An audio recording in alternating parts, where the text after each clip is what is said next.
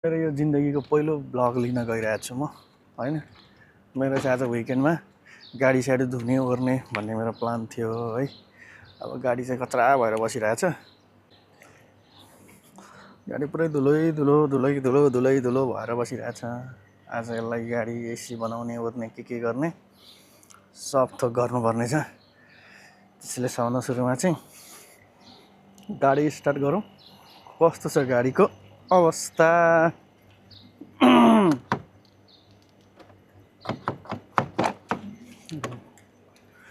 भित्र चाहिँ यस्तो भयो गाडीको।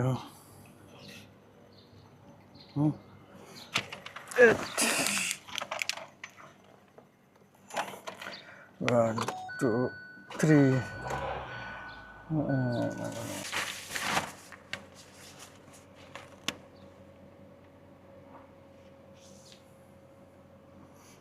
पुरै फोर देखिँदो रहेछ। माटो चाहिँ बाहिर देख्ने। सबभन्दा सुरुमा चाहिँ अगाडि पानी हाल्नु पर्छ होला। ठिक छ। सबभन्दा सुरुमा चाहिँ पानी हाल्नु अगाडि भित्र धेरै भयो ननिकालेको। धेरै भयो, 2 महिना भयो होला कम्तीमा।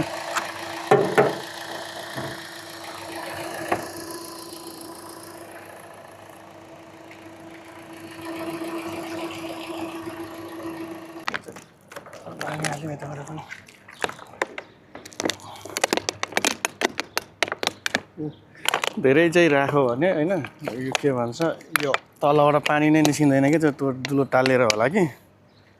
त्यसैले पहिले अलिअलि पानी छर्किनुपर्छ ग्लासमा। त्यस पछाडि बल्ल अनि यहाँबाट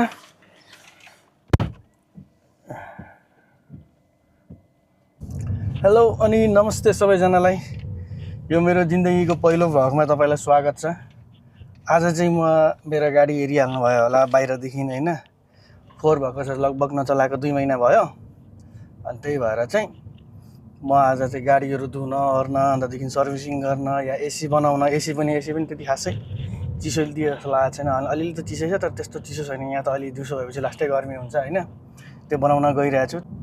त्यसको लागि चाहिँ हामी यहाँबाट चाहिँ सनैया जानुपर्ने हुन्छ।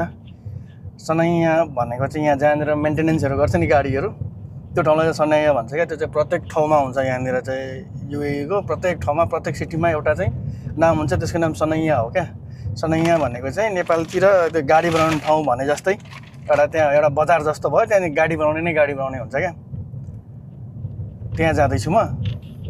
त्यसैले आजको भ्लग चाहिँ हाम्रो त्यही हुन्छ। यो चाहिँ हाम्रो क्याम्पतिर जाने बाटो हो हैन।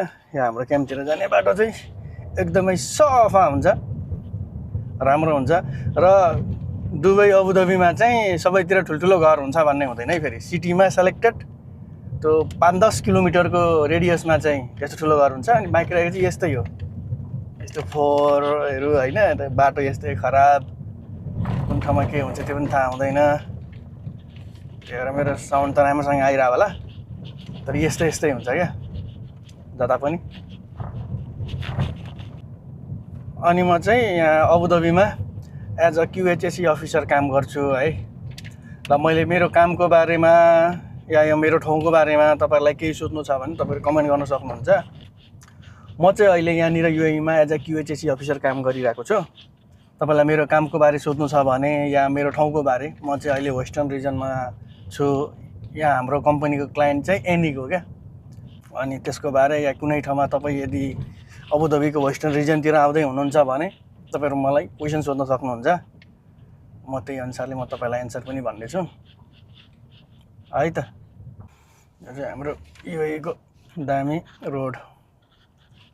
यो चाहिँ हाम्रो अबुधाबीको VIP रोड। हामी जहिले हिँड्ने बाटो भनेको यही बाटो हो। हावा पनि रहेछ गाडीमा, किनभने 2-3 महिना भयो नि त। 3 महिना अलिक पुगेन होला, 2 महिना अलिक बेसी भयो। मैले घरमा आएर रुममा यत्तिकै गाडी राखेको, त्यसैले पनि होला सायद हावासावा पनि रहेन रहेछ। अब हावासावा हाल्ने, गाडी साडी टलक्क पार्ने सबै गरेको म भिडियो बनाउँछु। के कस्तो गर्नु पर्दो रहेछ, के कस्तो गर्दो रहेछ भनेर हैन। यो रोडलाई चाहिँ गयादी रोड भन्छ। यहाँ चाहिँ हामी यता रोयल क्याटरिङमा बस्ने या इमिकोमा बस्ने या अल्दानातिर बस्ने मान्छेहरू चाहिँ के गर्नु पर्यो भने बनाउनु पर्यो भने चाहिँ यो सनैया भन्ने ठाउँ जान्छ क्या। गयादीमा सनैया भन्ने ठाउँ छ। त्यहाँ जान्छ, यो त्यही रोड हो। त्यो सनाया जानलाई चाहिँ यो रोड कतै नछोडिकन जानुपर्छ सिधा। युएईमा चाहिँ राउन्ड बोर्डमा जाँदाखेरि चाहिँ जहिले पनि यताबाट गाडी आएको छैन भनेर हेर्नुपर्छ क्या, यो साइडबाट। अनि आएको छैन भने बल्ल अनि अगाडि जाने, अनि बिस्तारो आफ्नो लाइन है, यो लेन चेन्ज गर्नु मिल्दैन फेरि यहाँतिर। एकैचोटि निक्लिँदाखेरि मात्रै साइड लाइट बाल्ने, टक्क जुन लेनमा छिरेको थियो त्यही लेनमा निस्किने, यसरी दामीसँग। नत्र भने फेरि कहाँबाट क्यामेराले हेरिरहेको हुन्छ होइन, सिद्धिहाल्यो फेरि। हुनु त अहिले नेपालमा पनि यहाँकै जस्तो फाइन आउनु थालेको छ अरे। यहाँनिर पनि एउटा चिसीकै केही भयो भने 350 होला हौ, त्यस्तै 350 भनेको 3 4 12 15,000को फाइन आइहाल्छ। अलिकति लेनमा मिलेन भने, अलिकति ओभर स्पिड गऱ्यो भने नेपाली 15,000को फाइन आइहाल्छ। तर नेपालमा त 25,000 भयो होला हौ, खोइ थाहा छैन होइन। त्यस्तै यहाँनिर पनि त्यस्तै छ। त्यसैले मजाले ट्राफिक रुल फलो गर्ने, बिस्तारो चलाउने आनन्दले। यहाँ पनि मेन्टेनेन्स गर्ने ठाउँ यस्तै हुन्छ। अहिले बिहान आउँदाखेरि चाहिँ मेन्टेनेन्सवाला चाहिँ भर्खर साफसफा गर्दै रहेछ। साफसफा गरेपछि मजाले हेरिदिन्छु भनेर भनौँ गाडी चाहिँ होइन। यिनीहरू पनि यहाँनिर मजाले बसिरहेको हुन्छ, बिना एसी काम गर्छ यिनीहरू है। यहाँनिर प्रायः जस्तो पाकिस्तानीहरू हुन्छ क्या, पठानहरू हुन्छ काम गर्नलाई चाहिँ। गाडी बनाउनु त आयो, तर गाडी बनाएको त पुरै भित्रको सिस्टम, यो भित्र कम्पार्टमेन्ट हुँदो रहेछ, भित्र के हुँदो रहेछ, सबै चेन्ज गर्दाखेरि त 2,000 पो लाग्ने रहेछ। त्यसैले सामान रहने रहेछ तिनीहरूसँग होइन। अनि चाहिँ सामान चाहिँ अर्डर गर्नु भनेर चाहिँ पैसा दिएर, अलिअलि आधी पैसा दिएर आएको छु। तर 6 बजीतिर बोलाएको चाहिँ उनीहरूले आउँछ होला। अनि 6 बजीतिर सबै चेन्ज गरेर अनि बल्ल दिन्छु भनेर भनौँ होइन। त्यही भएर चाहिँ आफू चाहिँ आइयो। त्यसैले कुरा के हो भन्दाखेरि चाहिँ आजको दिन झुर गयो।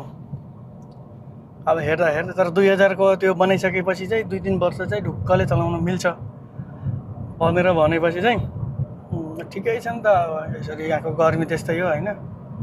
राम्रो खालको सामान हालौँ, कम्पनीकै सामान हालौँ भनेर चाहिँ ओके भनेर आएको। कुरा चाहिँ त्यस्तो भयो, कुरा त्यो आयो अहिले होइन।